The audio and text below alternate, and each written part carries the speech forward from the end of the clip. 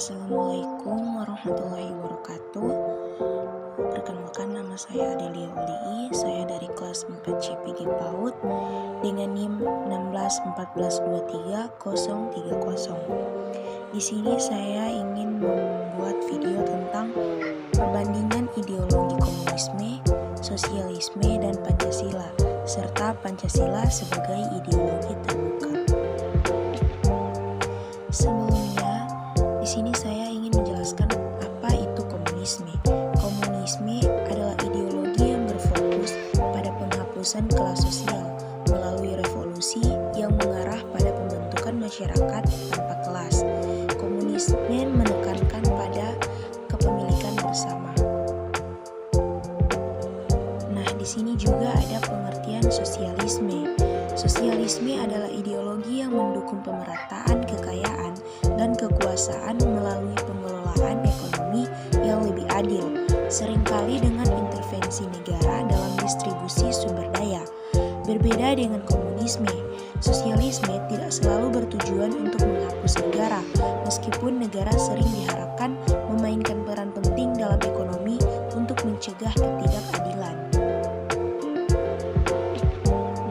Pengertian Pancasila. Pancasila adalah ideologi negara Indonesia yang terdiri dari 5 sila yang mencerminkan nilai-nilai dasar yang dijunjung tinggi oleh bangsa Indonesia. Sila-sila yang terkait dalam Pancasila yaitu yang pertama, ketuhanan yang Maha Esa, kedua, kemanusiaan yang adil dan beradab, ketiga, persatuan Indonesia, empat, kerakyatan yang dipimpin oleh hikmat kebijaksanaan dalam permusyawaratan perwakilan, lima, keadilan sosial bagi seluruh rakyat Indonesia. Kelebihan dan kekurangan komunisme. Kelebihan komunisme yaitu yang pertama, mengedepankan pemerataan ekonomi dan penghapusan ketimpangan sosial. Yang kedua, fokus pada penghapusan eksploitasi kelas pekerja.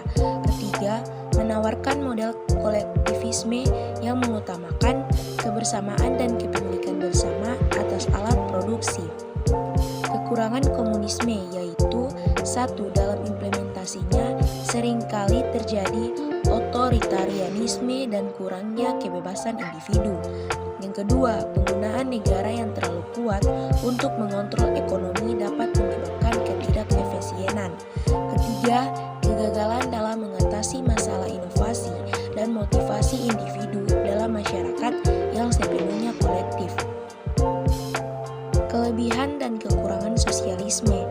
Kelebihan sosialisme yang pertama, menekankan pemerataan sosial dan ekonomi serta penyediaan layanan dasar bagi seluruh rakyat. Yang kedua, dapat menjaga kesenjangan ekonomi yang terlalu lebar. Ketiga, mengutamakan peran negara dalam kesejahteraan rakyat. Kekurangan sosialisme yang pertama, intervensi negara yang berlebihan dapat menekan kebebasan pasar dan inisiatif pribadi. Yang kedua, dapat mengarah pada birokrasi yang besar dan kurang efisien. Ketiga, sistem perpajakan yang tinggi untuk mendanai program sosial dapat menekan daya saing ekonomi. Kelebihan dan kekurangan Pancasila. Kelebihan Pancasila yang pertama, menghargai keragaman dalam menciptakan harmoni sosial dalam masyarakat yang multikultural. Yang kedua, menekankan pada keseimbangan antara kebebasan individu dan kepentingan umum. Yang ketiga, demokrasi yang berbasis pada musyawarah dan mufakat yang memungkinkan adanya keterlibatan rakyat dalam pengambilan keputusan. Keempat, mendorong keadilan sosial dan kesejahteraan bagi seluruh rakyat Indonesia. Adapun kekurangan dari Pancasila yang pertama, bisa menjadi sulit diterapkan secara konsisten dalam praktik politik dan ekonomi, terutama dalam menghadapi tantangan globalisasi dan ketimpangan sosial yang terus berkembang.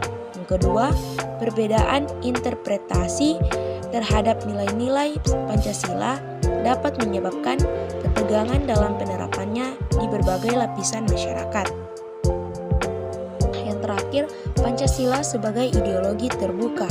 Pancasila sebagai ideologi terbuka berarti bahwa ia dapat beradaptasi dengan perkembangan zaman tanpa kehilangan nilai dasar yang terkandung di dalamnya.